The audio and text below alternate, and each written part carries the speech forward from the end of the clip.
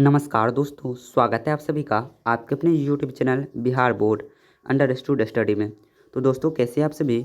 उम्मीद करते हैं कि आप सभी बहुत अच्छे होंगे। तो दोस्तों, आज हम डिस्कस करने वाले हैं बिहार बोर्ड क्लास 10th के हिंदी पाठ्य पुस्तक का पहला चैप्टर श्रम विभाजन और जाति प्रथा पाठ के जो है ना, अभी तक जितने भी ऑब्जेक्टिव पूछे गए हैं वे सभी। दोस्तों, अगर आप ये सभी ऑब्जेक्टिव कर लेते हैं तो आपका अगर एग्जाम में प्रीवियस ईयर का एक भी क्वेश्चन पूछा जाएगा तो आपसे नहीं छूटेगा। चलिए बिना समय गवाए हम क्वेश्चन को स्टार्ट करते हैं। उससे पहले अगर आप हमारे इस चैनल पर नए हैं तो हमारे चैनल को सब्सक्राइब जरूर कीजिएगा। दोस्तों, श्रम विभाजन और जाति प्रथा पाठ के जो लेखक है वह भीमराव अंबेडकर है, और इस पाठ की जो विधा है, इस पाठ की विधा जो है वह निबंध है। और श्रम विभाजन और जाति प्रथा जो है वो बाबा साहेब के विख्यात भाषण एनिहिलेशन ऑफ कास्ट से संपादित है। किससे? एनिहिलेशन ऑफ कास्ट से जो ना संपादित है। उसके बाद बात करें, बाबा साहेब भीमराव अंबेडकर के जो जन्म हुआ था वह 14 अप्रैल 1891 ईस्वी को इनका जन्म हुआ, और महू मध्य प्रदेश के एक दलित परिवार में इनका जन्म हुआ था। और इनकी जो मृत्यु हुई वह दिसंबर 1956 ईस्वी को दिल्ली में हुई थी। बाबा साहेब भीमराव अंबेडकर को मानव मुक्ति के पुरोधा कहा जाता है। क्या कहा जाता है? मानव मुक्ति के पुरोधा कहा जाता है। और भीमराव अंबेडकर को जो है ना भारतीय संविधान का जनक भी माना जाता है, या इतिहास निर्माता भी माना जाता है। उसके बाद बात करें इनकी प्रमुख रचनाएं की, तो बाबा साहब भीमराव अंबेडकर की जो प्रमुख रचना है वह the castes in India, their mechanism, who are Shudras, Buddhism and communism, Buddha and his Dhamma इत्यादि जो है इनकी प्रमुख रचनाएं या कृतियां हैं। दोस्तों, चलिए हम ऑब्जेक्टिव को शुरू करते हैं। तो हमारा पहला क्वेश्चन है कि भारत में बेरोजगारी का एक प्रमुख व प्रत्यक्ष कारण क्या है? तो भारत में बेरोजगारी का एक प्रमुख और प्रत्यक्ष कारण जो है वो जाति प्रथा है। Option number C right answer है कि जाति प्रथा। नेक्स्ट क्वेश्चन कि आधुनिक सभ्य समाज श्रम विभाजन को आवश्यक क्यों मानते हैं? तो आधुनिक सभ्य समाज श्रम विभाजन को आवश्यक इसलिए मानते हैं क्योंकि यह कार्यकुशलता के लिए है। ये क्या है? कार्यकुशलता के लिए है। नेक्स्ट क्वेश्चन कि श्रम विभाजन और जाति प्रथा पाठ बाबा साहेब के किस भाषण का संपादित अंश है?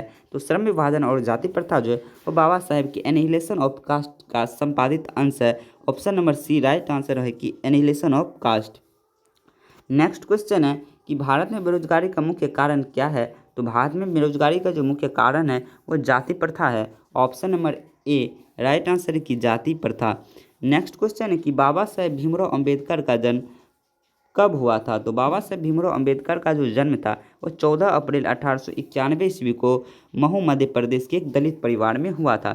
नेक्स्ट क्वेश्चन कि आदर्श समाज स्वतंत्रता, समानता और भ्रातृत्व पर आधारित होगा, किसने कहा? तो आदर्श समाज स्वतंत्रता, समानता और भ्रातृत्व पर आधारित होगा, ऐसा भीमराव अंबेडकर ने कहा। Option number B right answer की भीमराव अंबेडकर ने। नेक्स्ट क्वेश्चन कि भारत में जाति प्रथा का मुख्य कारण क्या है? तो भारत में जो जाति प्रथा का मुख्य कारण है वह उद्योग धंधों की कमी है। Option number C right answer हो जाएगी उद्योग धंधों की कमी। क्या? Option number C right answer है। नेक्स्ट क्वेश्चन है कि मानव मुक्ति के पुरोधा किसे कहा गया है? तो मानव मुक्ति के जो पुरोधा है वो भीमराव अंबेडकर को कहा गया है। Option number C right answer की भीमराव अंबेडकर को। नेक्स्ट क्वेश्चन की ओर चलते हैं। अगला क्वेश्चन है कि जाति प्रथा स्वाभाविक विभाजन नहीं है, क्यों? तो जाति प्रथा स्वाभाविक विभाजन नहीं है क्योंकि यह जो है ना रुचि पर आधारित है। जाति प्रथा रुचि पर आधारित होने के कारण जो है वो स्वाभाविक विभाजन नहीं है।